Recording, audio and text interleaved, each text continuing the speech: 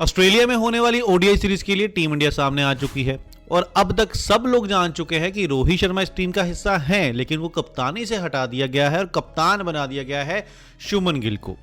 बहुत से लोगों ने इसके ऊपर वीडियो बनाई, चर्चाएं की कि रोहित शर्मा कप्तानी से क्यों हटाया गया है। मैं इंतजार कर रहा था इस चीज का कि शायद रोहित शर्मा की तरफ से कोई स्टेटमेंट आ जाए, कोई ट्वीट आ जाए जिसमें वो कहेंगे कि ये जो डिसीजन लिया गया है ये मेरी मर्जी से लिया गया है। मैंने ही बोला था कि शुभमन गिल को अब कप्तान बना देना चाहिए ताकि 1-1.5 साल जो वर्ल्ड कप के लिए समय बचा है उसमें हम शुभमन को तैयार कर सकें। लेकिन अभी तक रोहित शर्मा की तरफ से अगर कोई स्टेटमेंट नहीं आई है, इसका मतलब ये है कि बीसीसीआई, सिलेक्टर्स, कोच और रोहित शर्मा ये एक पेज पर नहीं है। ये डिसीजन रोहित शर्मा की मर्जी के बिना लिया गया है। तो अगर रोहित शर्मा की मर्जी इसमें इन्वॉल्व नहीं है तो क्या रोहित शर्मा को कप्तानी से हटाया जाना सही था? क्या वर्ल्ड कप 2027 रोहित शर्मा की कप्तानी के बिना हम जीत सकते हैं?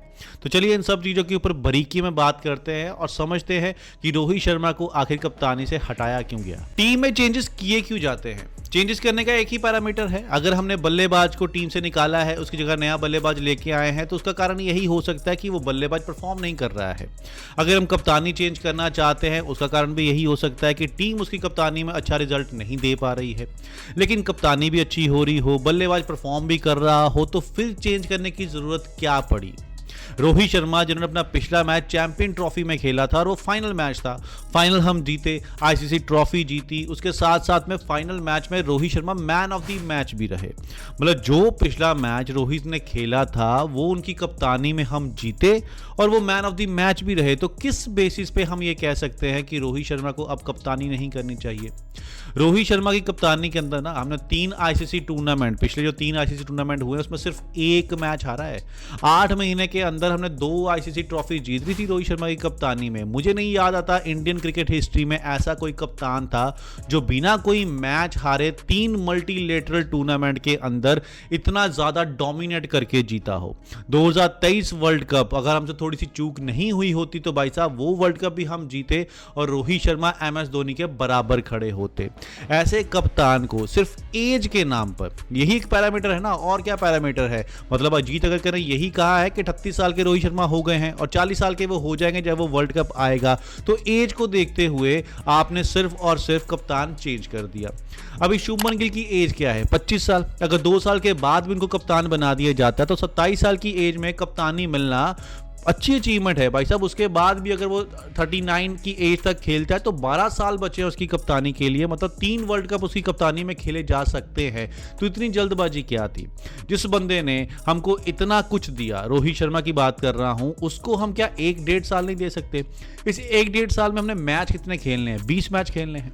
कम से कम आप इतना तो देख सकते थे कि उनको कप्तान बने रहने देते, ऑस्ट्रेलिया टूर पर देखते कि उस बंदे की परफॉर्मेंस कितनी है, क्या एज का कोई फर्क तो नहीं पड़ रहा है। अगर आपको लगता है ऑस्ट्रेलिया टूर पे वो फेल हो रहा है, एज अ बैट्समैन फेल हो रहा है, जहां फिर रिजल्ट हमारे फेवर में नहीं आता, तब आप कहते हैं कि हाँ जी अब हम चेंज करने वाले हैं, अब हम कप्तान बनाएंगे शुभमन गिल को।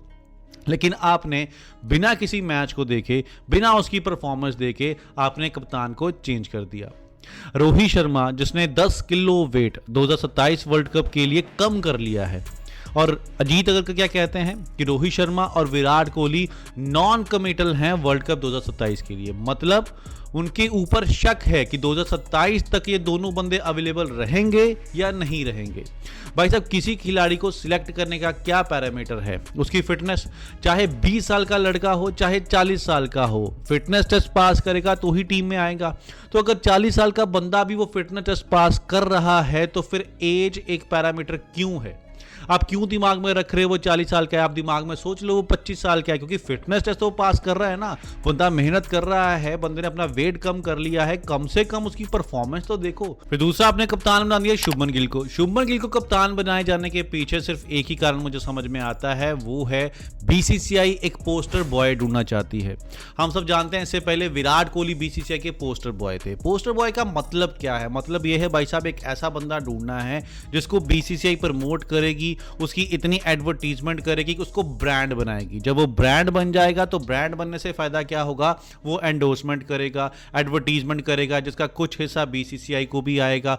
और ब्रांड बनने से उसकी फैन फॉलोइंग बनेगी। जो फैन फॉलोइंग बढ़ेगी तो फिर वो मैच देखने भी आएगी, टिकट खरीदेगी, उस टिकट का पैसा भी बीसीसीआई को आएगा। तो इसलिए अगर हर टीम का, हर फॉर्मेट का अलग अलग कप्तान बना देंगे तो भाई साहब किसी एक की फैन फॉलोइंग बनाना ना मुश्किल हो जाएगा। टी20 में सूर्य कुमार यादव की अगर हम फैन फॉलोइंग बनाते हैं तो सूर्य कुमार यादव के फैन फिर ओडीआई और टेस्ट देखने नहीं आएंगे, क्योंकि उसमें तो सूर्य कुमार यादव है नहीं। अगर ओडीआई के अंदर रोहित शर्मा की फैन फॉलोइंग है तो फिर रोहित शर्मा टी20 और टेस्ट नहीं खेलते तो वहां भी फैन नहीं पहुंचेंगे। इसलिए एक बंदा चुनिए, उसको तीनों फॉर्मेट का कप्तान बनाइए और उसके ऊपर पैसा इन्वेस्ट कीजिए, उसकी फैन फॉलोइंग इंप्रूव कीजिए। और वो बंदा जब तीनों फॉर्मेट खेल रहा होगा तो सारे जो उसके फैन हैं वो तीनों फॉर्मेट देखने आएंगे, जिससे क्रिकेट भी इंप्रूव होगा, पैसा भी आएगा बीसीसीआई को। मैं इस कदम को गलत नहीं कह रहा हूं, ये कदम ठीक है, क्रिकेट को आगे लेके जाने के हिसाब से ये समझ में आता है। क्योंकि अगर लोग मैच देखने नहीं आएंगे तो फिर क्रिकेट को देखेगा कौन, क्रिकेट सक्सेसफुल कैसे होगा। लेकिन जो तरीका है, मतलब इस तरीके से होता क्या है, जो डिजर्विंग कैंडिडेट है ना वो पीछे रह जाते हैं। अब मैं क्या बात कर रहा हूं, स्पेशली मैं टी20 की बात करता हूं। टी20 के अंदर मैं आपको अगर दो चॉइसेस दूं, शुभमन गिल और जायसवाल, और इन दोनों में से किसी एक खिलाड़ी को एज अ ओपनर आपने पिक करना, तो किसको पिक करोगे? ऑब्वियसली जायसवाल, क्योंकि जायसवाल का स्ट्राइक रेट शुभमन गिल से ज्यादा है, उनकी परफॉर्मेंस उनसे अच्छी है। लेकिन हमने किसको पिक किया? हमने शुभमन गिल को पिक किया और उसको वाइस कप्तान बना दिया। वो इसलिए ताकि 2026 का जो वर्ल्ड कप होने वाला है टी20, उसके अचानक बाद से हम क्या करेंगे, सूर्य कुमार यादव को हटा देंगे और शुभमन गिल को कप्तान बना देंगे। यही कारण समझ में आता है उनको टी20 में सिलेक्ट करने का। उसके बाद अगर हम बात करें ओडीआई की, ओडीआई में रोहित शर्मा के बाद अगर कोई डिजर्व करता है ना कप्तान बनना तो वो श्रेयस अय्यर है। श्रेयस अय्यर ने जिस तरीके की ओडीआई में परफॉर्मेंस दी, चैंपियन ट्रॉफी, वर्ल्ड कप 2023 देख लीजिए, उस बंदे ने टीम में सबसे बेटर परफॉर्मेंसेस दी हैं। तो कप्तान बनना भी वही डिजर्व करता है। उनकी कप्तानी के स्किल भी हम आईपीएल में देख चुके हैं कि वो उन टीमों को आगे लेके जाता है जो उनकी कप्तानी ना रहते हुए फ्लॉप साबित होती है। जैसे पंजाब की टीम तो शायद मेरे ख्याल से प्लेऑफ में गए हुए सदियां हो गई थी, वो कप्तान बना और टीम को फाइनल तक लेके गया। तो कप्तानी भी उसकी अच्छी है, परफॉर्मेंस भी उसकी अच्छी है, लेकिन उसको कप्तान नहीं बनाया गया। क्यों? क्योंकि वो 3 फॉर्मेट प्लेयर नहीं है। उसको हम टी20 में सिलेक्ट नहीं करते, उसको हम टेस्ट में सिलेक्ट नहीं करते, इसलिए वो ओडीआई का कप्तान भी नहीं हो सकता। इसलिए ओडीआई कप्तान बना दिया गया शुभमन गिल को। अगला जो कारण मुझे समझ में आता है रोहित शर्मा को कप्तानी से हटाए जाने का, वो है गौतम गंभीर। गौतम गंभीर नो डाउट टीम को आगे की तरफ लेके जा रहे हैं, अच्छी परफॉर्मेंसेस उनकी कोचिंग के अंदर आ रही हैं, लेकिन भाई साहब जो क्रेडिट लेने का चक्कर है ना, वही सारी गेम खराब कर रहा है। आप सूर्य कुमार यादव और शुभमन गिल की कप्तानी को आप देख लीजिए, जब टेस्ट और टी20 के मैचेस होते हैं आपको ऐसा लगेगा कि बाहर बैठकर गौतम गंभीर जो है वो मैच को चला रहे हैं। बीच बीच में वो मैसेज भेजते रहेंगे कप्तान सूर्य कुमार यादव को भी और शुभमन गिल को भी, किस तरीके से मैच को चलाना है, किसको ओवर देना है, कैसी फील्ड प्लेसमेंट रखनी है। लेकिन जब रोहित शर्मा कप्तान होंगे तो फिर ये चीज नहीं हो पाएगी। रोहित शर्मा जो खुद इतना एक्सपीरियंस है, 5 आईपीएल टाइटल जिता चुके हैं, उनके अंदर आईसीसी की 2 ट्रॉफी जीत चुके हैं, तो उनको मैसेज भेजने का सवाल ही पैदा नहीं होता, क्योंकि उनको पता है किस तरीके से बॉलिंग चलानी है और क्या करना है। और रोहित शर्मा जब तक टीम में होंगे क्रेडिट सारा रोहित शर्मा को ही जाएगा, चाहे वो कप्तान हो या ना हो। अब आप देख लीजिए, अगर ओडीआई वर्ल्ड कप 2027 में रोहित शर्मा होंगे, चाहे वो कप्तानी ना करें, और टीम अगर जीत जाती है तो भाई साहब क्रेडिट रोहित शर्मा को ही मिलेगा, क्योंकि उनका एक्सपीरियंस ही काम आएगा। और ये चीज गौतम गंभीर नहीं चाहते हैं। गौतम गंभीर को पता है कि जब तक सीनियर खिलाड़ी टीम में है, लाइक रोहित शर्मा और विराट कोहली, इनके होते हुए मेरा जो ओपिनियन है ना, वो ओपिनियन ही माना जाएगा।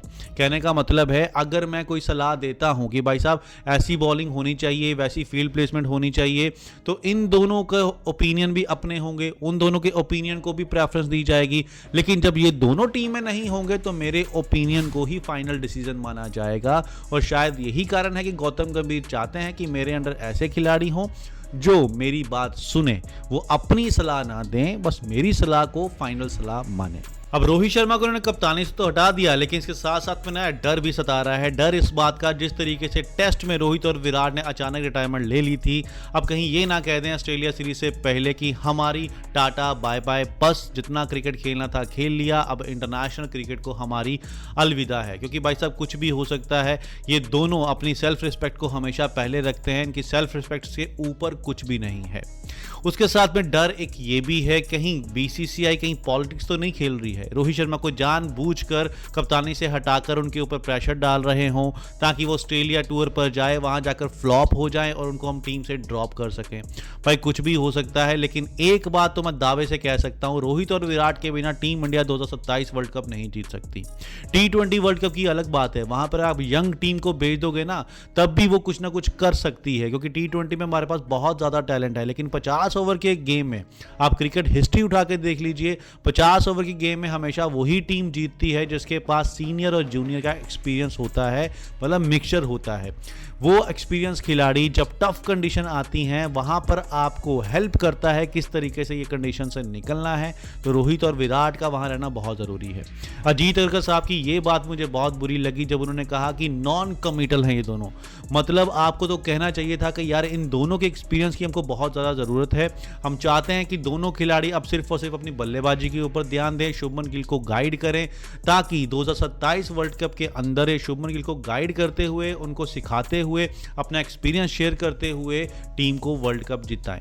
तो चलिए उम्मीद करते हैं ऑस्ट्रेलिया सीरीज के अंदर सब कुछ ठीक रहे। वहां पर जब मैच देखेंगे तभी पता चलेगा कि आपस में कैसा इन्वायरमेंट है, और काश ऐसा ही हो कि रोहित शर्मा ने खुद ये डिसाइड किया हो कि शुभमन गिल को कप्तान बना दिया जाए। थोड़ी देर इंतजार करना पड़ेगा, फिर पिक्चर सामने आएगी क्या हिसाब था क्या नहीं था।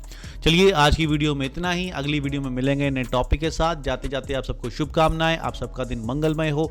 जो वीडियो देख रहा है उसका भी, जो नहीं देख रहा उसका भी।